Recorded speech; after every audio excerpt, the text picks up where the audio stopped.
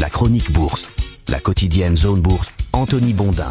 Salut tout le monde, bienvenue dans ce point de marché Zone Bourse du lundi 16 septembre 2024 qui est titré ce matin « Des banques centrales partout ». La première semaine de septembre a démoralisé les investisseurs, la seconde les a rassérénés et la troisième est celle des banques centrales avec le très attendu basculement de la Fed d'une politique de taux élevée à un cycle de baisse de taux. Alors quelle sera l'importance de l'assouplissement inaugural ? Eh bien telle est la question qui trouvera une réponse mercredi, même si la vraie interrogation du marché est « Est-ce que les actions vont continuer à monter ?» Après donc une première semaine de septembre qui a été catastrophique, les indices boursiers occidentaux ont inversé la vapeur pour effacer la majeure partie de leurs pertes la semaine dernière. Du côté des profanes, on appelle ça des montagnes russes, mais pour les financiers, c'est de la volatilité. Et le principal indice généraliste américain, le S&P 500, a même repris 4% la semaine dernière. Il avait lâché 4,25% sur la précédente. Par conséquent, la baisse est quasiment annulée et l'indice revient à portée de ses records. En Europe, ça a été un petit peu plus compliqué. L'indice Stoxx Europe 600 n'a pu reprendre que 1,9%. Il avait cédé 3,6% au cours de la première semaine de septembre. Il n'empêche, lui aussi, est relativement proche du record établi le 3 juin dernier.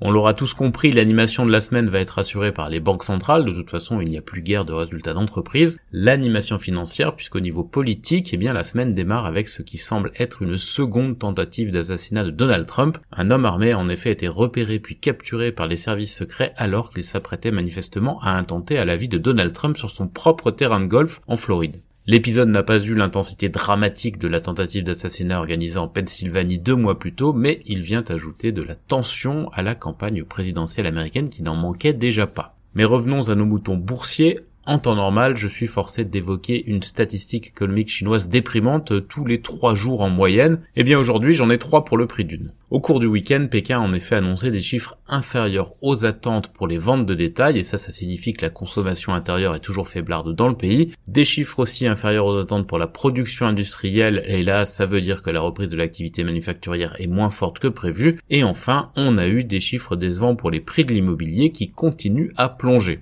Du coup, les économistes, ils sont passés du stade sceptique au stade inquiet, puis désormais très inquiet sur la prévision de croissance 2024 de 5% qui a été fournie par les autorités en début d'année. L'empilage de données défavorables a même forcé la Banque centrale à sortir de sa tanière pendant le week-end, et ça c'est assez rare. La PBOC qui a publié un communiqué pour annoncer que la lutte contre la déflation devient une priorité. Alors là, quand une institution commence à prononcer des gros mots comme déflation, c'est qu'il pourrait quand même se passer quelque chose, ou pas d'ailleurs, puisque Pékin n'a pas souhaité jusqu'ici céder à la pratique occidentale du quoi qu'il en coûte pour relancer la croissance. Je le disais un peu plus haut, l'animation sera donc assurée par les banques centrales cette semaine, elle se bouscule au portillon. Celle que tout le monde attend au tournant évidemment, c'est la Fed américaine, elle va annoncer mercredi soir une baisse de taux, mais reste à savoir l'ampleur de cette baisse de taux. Le marché est assez curieusement divisé à parité entre un assouplissement de 25 points de base et un assouplissement de 50 points de base. Quand j'ai regardé hier soir l'outil FedWatch du CME, vous savez c'est une sorte de bookmaker des décisions de politique monétaire, eh bien le curseur était précisément à 50-50 entre les deux hypothèses. L'approche raisonnable consiste à viser 25 points de base, mais plusieurs voix influentes se sont élevées pour réclamer 50 points de base, et ça j'en ai parlé à peu près 77 fois ou peut-être 1000 fois même dernièrement. Le verdict va dépendre de nombreux facteurs, des facteurs à la fois techniques, comme par exemple si la Fed a vraiment peur pour le marché du travail et la croissance, ou si elle a connaissance d'une dégradation alarmante de certains facteurs macro, mais aussi des éléments psychologiques, par exemple comment rassurer le marché financier ou comment conserver le contrôle de la politique monétaire. Alors pour le dire autrement, la Banque centrale doit s'efforcer de conserver une main de fer dans un gant de velours, c'est presque toujours la contrainte auquel les banques centrales ont affaire. Alors de son côté, la Banque d'Angleterre devrait laisser ses taux inchangés, ça s'est prévu jeudi, elle les avait réduits de 25 points de base lors de sa réunion précédente en juillet. Quant à la Banque du Japon, elle ne devrait rien faire non plus, ça c'est vendredi, mais le marché scrutera avec attention la décision, puisque tout le monde garde en mémoire le bazar qui avait été provoqué début août par le changement de cap de la Banque centrale nippone, même si ce changement de cap avait été largement anticipé. On a d'autres banques centrales moins influentes qui sont aussi attendues cette semaine, notamment celle du Brésil et celle de l'Afrique du Sud. Sud.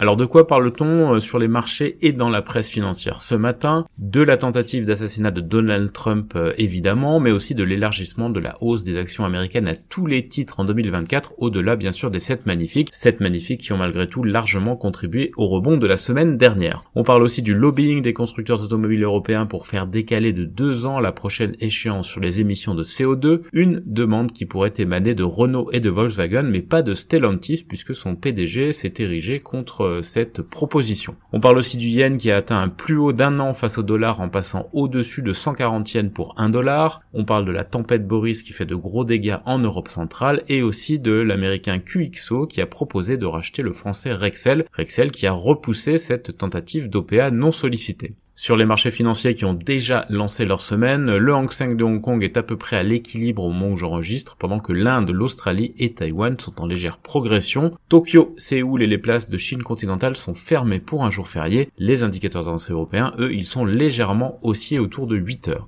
Dans l'actualité des sociétés en France d'abord, Rexel a donc rejeté une offre de rachat de QXO qui était libellée à 8,5 milliards d'euros, soit 28,40 euros l'action. L'Ontario a commandé 3 hélicoptères H-135 à Airbus et Ipsen a annoncé un échec en phase 3 avec Cabometyx en association avec un autre traitement dans le cancer de la prostate métastatique. Virbac a confirmé ses objectifs 2024 après une nette hausse du bénéfice au premier semestre. Vallourec a annoncé une acquisition au Brésil. L'Italie envisagerait des restrictions pour Fnac Darty dans le cadre de son rachat d'Uni Euro et Eutelsat a signé un contrat de service de diffusion avec Al Jazeera. Enfin, ICAP a acquis un distributeur japonais de cartes de circuits imprimées. Ailleurs en Europe, la fusion d'Unicredit et de Commerzbank apporterait une valeur ajoutée à toutes les parties prenantes, a déclaré le patron d'Unicredit au Handelsblatt. Software One discuterait d'un projet de fusion avec le norvégien Crayon. Saipem a remporté un gros contrat, un énorme contrat même de 4 milliards de dollars avec Qatar Energy. Et David Campari a connu une séance difficile vendredi après les commentaires de son PDG sur la faiblesse du trimestre à venir pour le secteur. Eni serait en pourparlers avec des fonds en vue d'une nouvelle vente de parts dans Plénitude. Ryanair redoute une baisse de ses livraisons de Boeing d'ici l'été prochain à cause de la grève chez l'avionneur. Et Genmab a fait état d'un taux de réponse encourageant dans le cadre d'un essai clinique sur le traitement du cancer de l'ovaire. Par ailleurs, Legal & General annoncera bientôt l'acquéreur de Cala Group. Daimler Truck lance la production en série d'un poids lourd entièrement électrique. Proximus a finalisé la vente de ses actions route mobile et l'entreprise canadienne ABC Technologies proposerait de racheter l'entreprise britannique TI Fluid.